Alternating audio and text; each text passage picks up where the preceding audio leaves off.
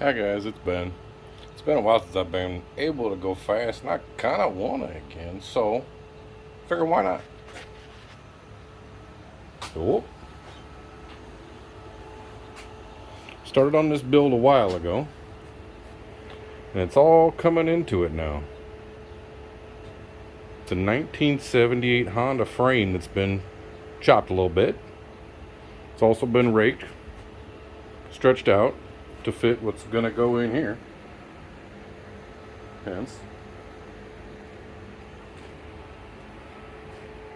charge tank, plumbing down to the turbo. Working on getting oil drains, oil feeds currently.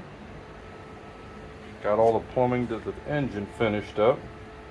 Custom tank, custom everything down here pretty much. Same thing back here, custom goodies. Even worked in a Hall effect wheel sensor to be able to pick up wheel slip. That's a magnet. Sensor will pick that up. Should tell me on the gauge up there how fast we're going and how fast the tire's slipping, which that'll definitely help. Chain drive over here, all set up nice and tight for a little bit of horsepower. Adjustable goodies down here. Wiring is all finished up. That was my major goal for the 4th of July, was to get things to light up. And sure enough, we got a key, we got lights, we got action. Woo! Things are looking good, looking real good. Come over here. I'm still waiting on some more of the control goodies for the start and kill switch, but I got a switch wired in. And she cranks. She fires too. It's good. So very soon, this GT 2871 is going to get mounted down there with some good happy oils flowing to it, and it's going to make some boost through this charge pipe. And it's going to flow up here and come into this charge tank, go through these carburetors, and make a bunch of power up in here. This also is a Honda 750, 1975 block, but this one has been worked out quite a bit with RC Engineering goodies. It has a RC Engineering head, RC Engineering pistons, RC Engineering complete bottom end, oil pump, all the goodies, or at least I think it is. The oil pump, as you'll see here soon, it makes a lot of oil pressure, which is going to have to be restricted for the turbo because it can't really handle the flow. You know, it can only take so much.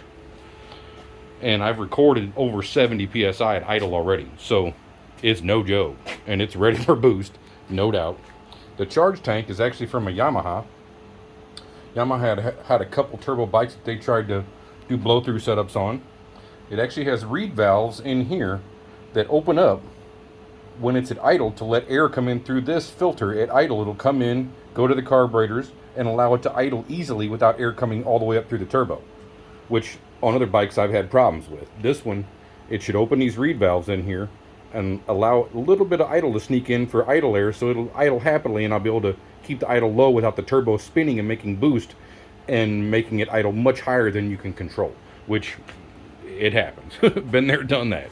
So that's one of the big goals for this one.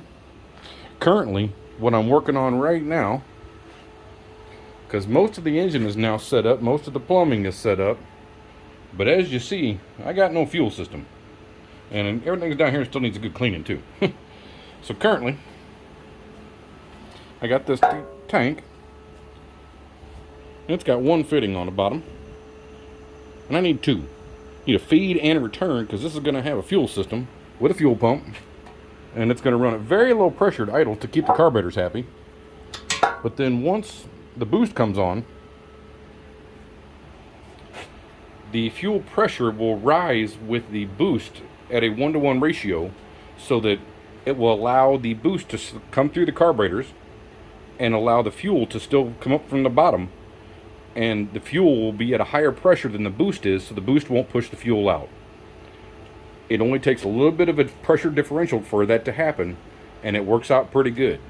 If you watch some of their videos, I had a Yamaha FZR turbo bike that it worked out real good, and that thing made a bunch of horsepower. And the guy that ended up buying it, he really loved that bike, and it did him some good. And I'm not even sure where it's even at nowadays. But this one is all for me because I want to go fast, and I kind of want to take it back old school. There's no reason to go new. And I also like building stuff. Pretty much everything on this bike I've built. The whole seat pan, the frame, all the suspension, or lack of suspension. Roller bearing for the chain. Custom shifter goodies, all adjustable. Custom headlight mount. Custom wiring. Custom everything up here pretty much. As you can see, not many of the goodies are from a Honda 750. They didn't really make any of that stuff back in that day. And over here, that's where a lot of my knowledge comes from. Good old Mr. Soichiro. He was a smart one, no doubt.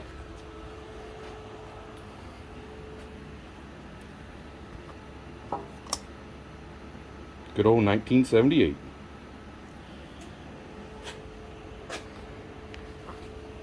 So very soon, this thing's gonna work. It's gonna make some noise. It might be pretty cool. It might go real fast. I'm gonna talk to some people. I really would like to ride it on drag week. I want to race this thing. I want to make some boost. I want to go real fast. We'll see. The engine is not stock, like I said. To my measurements, it started out as a 750, but to my measurements, this one actually works out to a 862. So this one, an 862 with about 12 pounds of boost. Let's all guess. Hopefully it's good. See y'all soon.